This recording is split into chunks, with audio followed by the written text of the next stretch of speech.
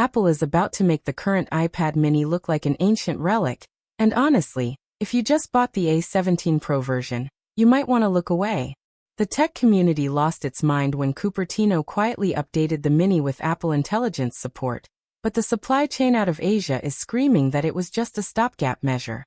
We are looking at a complete, ground-up overhaul of the smallest tablet in the ecosystem, and the display upgrades alone are going to justify the inevitable Apple tax. According to Ross Young, a display analyst who is almost never wrong about these things, Apple is preparing to bring tandem OLED technology straight to the iPad mini line. If you have stepped into an Apple store recently and looked at the M4 or M5 iPad Pro, you know exactly how jaw-dropping that screen is. It stacks two organic light-emitting diode layers to achieve insane peak brightness while completely eliminating the risk of burn-in. Right now, the Mini uses a standard LCD panel that suffers from noticeable ghosting, and that infamous jelly scrolling issue when you use it in portrait mode. Moving to tandem OLED fixes every single one of those compromises in a heartbeat. The LEC is reporting that Samsung Display and LG Display are already fighting over the contracts for these smaller panels. But it gets even better because Ross Young is hinting that promotion is finally happening here. We are talking about a variable refresh rate that scales from a battery-saving 1 Hz all the way up to a buttery smooth 120 Hz.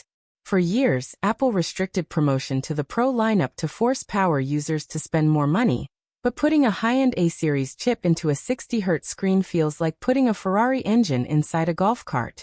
It just does not make sense anymore. Let's talk about the silicon because this is where things get wild.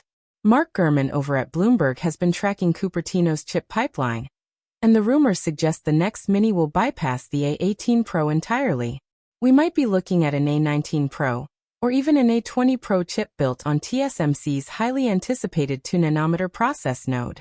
I know what you are thinking. Why not just throw an M-series chip inside and call it a day? The reality comes down to physics and thermal throttling. The footprint of a Mini is simply too small to house the battery required to feed a desktop-class M chip, without turning the aluminum backplate into a literal frying pan. If you cut down the cores on an M chip to save battery, you basically just invented an A-series Pro chip anyway. By sticking to the iPhone Pro's flagship silicon, Apple gets maximum efficiency and top-tier graphical performance without draining the cell in 2 hours. To handle the next generation of Siri and local AI models that Apple showcased at WWDC, this tablet is going to need a serious memory bump.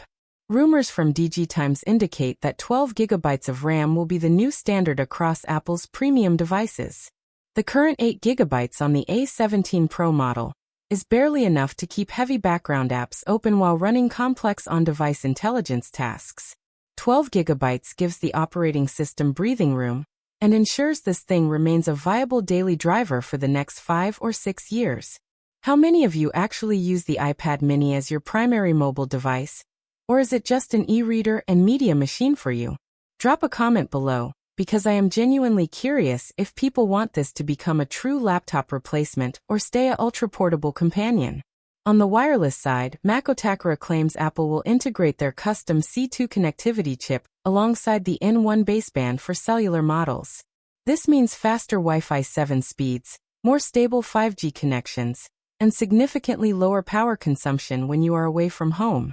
Storage tiers will likely mirror the Pro phones, starting at a healthy 256 GB and scaling up to 1 TB for creators who use this as a field monitor or portable video editing station. Of course, all of these high-end components mean the price tag is going to sting. Right now, the entry-level price sits at $499 on the official site. If history is any indication, adding a tandem OLED panel and a high-refresh promotion controller will trigger a $100 price hike. A $599 starting price feels steep for an 8-inch tablet, but see. Unsidering it will pack identical display tech to a $1,000 iPad Pro. Cupertino will easily justify the premium. As for the timeline, Ming-Chi is targeting a mass production window that aligns with the release toward the tail end of this year or early next year. We are likely looking at a 6 to 8 month wait from this exact moment. If you absolutely need a compact tablet right now for school or travel, the current model is great, but if you want a visual masterpiece that will completely redefine the form factor, you need to hold off for this OLED transition.